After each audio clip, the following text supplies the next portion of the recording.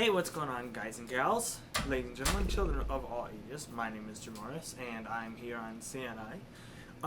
I'm sorry that I haven't been posting a lot of videos lately, but I'm going to start changing that. And I'm going to start with this first video. So, this video is actually going to not be about computers, for once, or video games, or any type of sort of electronic game at all.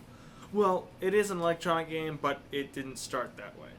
Today's video is going to be about Magic the Gathering. Now, Magic the Gathering, as you can see from this card here, is a card game in where you play as kind of like a space wizard thing. They're called planeswalkers, and they can move between various planes of existence in this world. So, as a planeswalker, you can summon creatures, and you basically battle other planeswalkers, which are players.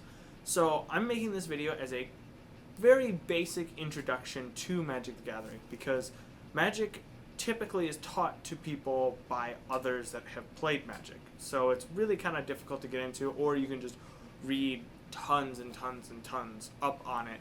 But there's a lot of different ways to play Magic, and I think I was thinking that, hey, why not make this short little video?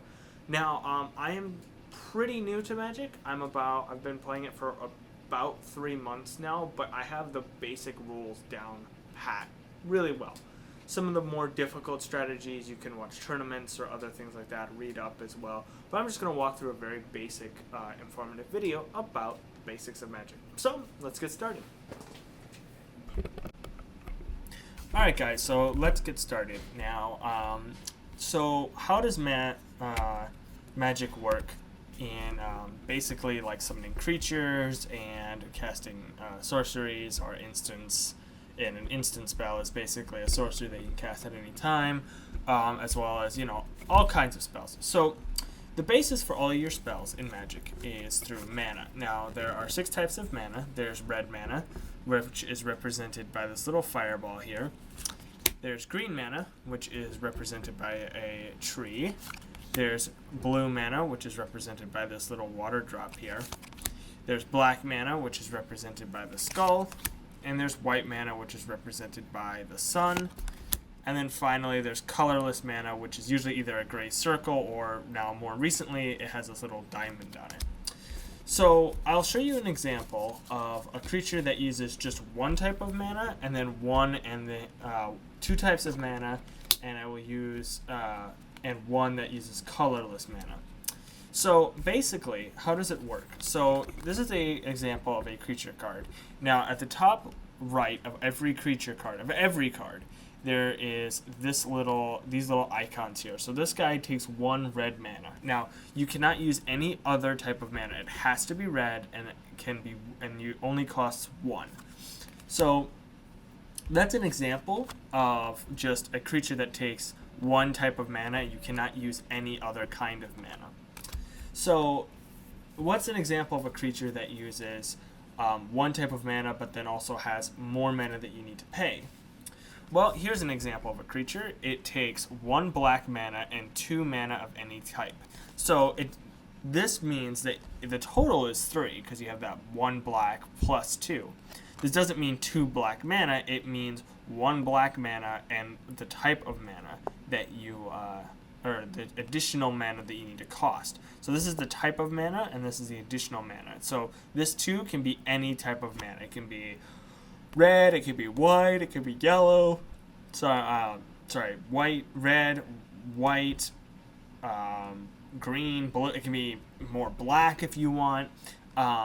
Because you can have as much mana out as you want. You can most decks usually run about 20 to 24 mana. I've seen some run less, but most of them are 20 to 24. So you need to run you need to have at least 1 black and 2 additional mana. So that's not all that can happen. What also can happen is a creature like this, or this is actually an instant card because it has the word instant right here. But this requires a green mana, a black mana, and an additional mana. So if you're running a deck, which in Magic is called your library, so if you're running a deck that has a green mana, a black mana, and an additional mana, you can run decks of multiple colors. So in other words, what that means is I could have a deck, for example, I have a deck here that has green, but it also has red, as you can see. So a green and red deck will typically have green mana right here, and or red mana. I'm sorry, I don't know my colors apparently. Red mana, and let's see if I can find it. Yeah, here we go. And green mana. So these are land cards. So land is what gives you mana, and one land represents one mana, unless stated on the card otherwise. So how do you use mana? So when you play mana, and I'll get into like the whole turn process later, but when you play mana, in order to use it, you have to tap it. So sorry, tap it. Quotes there. The camera zoomed in, so you can't really see my hands here. But you have to tap it. And what does tapping mean? Well, you just take the card and you turn it sideways. That's how you tap it. And at the beginning of your turn, you untap or turn it right side up again, to begin your turn. Whoops. Sorry, I'm on a bit of a wobbly table here, so I apologize for any camera shakiness. So, additionally, there's, you can have as many lands out, you can have lands of any type, but spells have to be cast usually within a particular type of mana. Now, what kind of card would use any type of mana? Well, a card like this one. This is an artifact, which means it's kind of like just something that just kind of chills off to the side and it does a special effect. So, for example, this is called Prism Ring. It's actually one of my favorite cards. And basically, as you put Prism Ring down, you say a color, so say red. And every time you play a spell card, which is anything but a land, now if you remember, lands are these cards, basically the ones that give you mana, you gain 1 life. So every player starts out with 20 life, and you keep track of that life using a 20-sided die, like this. Now you can get 20-sided die at any comic book shop. They're usually pretty cheap. I've seen them go from anywhere between 30 and 50 cents, but they're super cheap, and then you just pick one up. Or if you get something called a fat pack, you get a free 20-sided die in there as well. And then, so basically, you keep count and you start at 20. So the little symbol here is what represents 20. But can you go above 20? Well, yes, actually.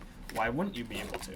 So 20, so what you would want to do is you want to go out and you'd want to get something like this. This is a dice cube of about 36 dice.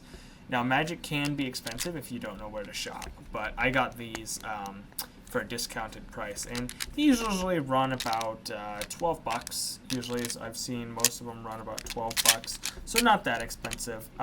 This is a cube of 36, which is all you'll ever need. You won't need any more than 36. So, how you would represent mana or additional life is you would have this, and then you would just put a dice with a 1 right next to it. So anyway, that's the kind of, that's an example of a colorless card. That's basically what it does, is you just gain life. So, and then of course you win the game by everybody else's life being reduced to 0. So I hope you guys enjoyed this basic tutorial on Magic the Gathering.